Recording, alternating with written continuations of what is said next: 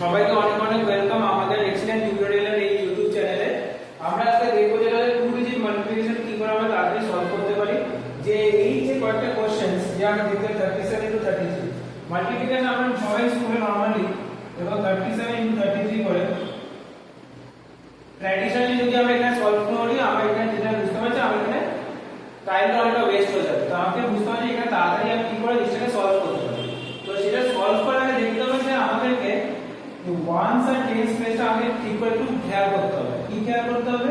যে ওয়ান স্পেসে যে সংখ্যাগুলো বসে আছে তাদেরকে যোগ করে যেন আমরা সবসময় 10 পাই, আর এই দশক বা টেন স্পেসে যে নাম্বারগুলো বসে আছে এই দুটো যেন সেম থাকে। যেহেতু আমরা 37 আর 33 তো দুটোকে যোগ করে আমরা পাচ্ছি 10, তার সাথে টেন স্পেসের সংখ্যাগুলো একদম দুটোই সেম আছে।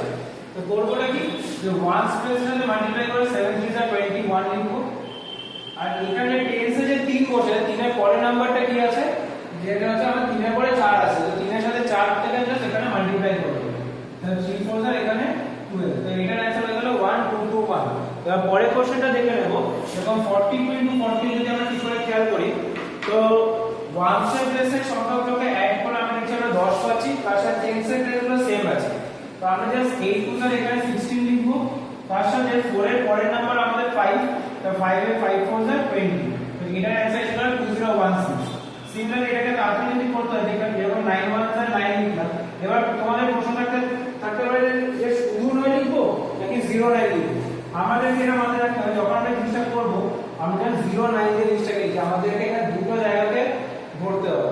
তারপরে যে সংখ্যাটা পড়া আছে 9, 9 এর পরের নাম্বার কি আছে 10, তো 9 10 আর 90। এবার লাস্ট যে প্রশ্নটা কি উত্তর আসবে এটা আপনারা কমেন্ট সেকশনে জানাবেন।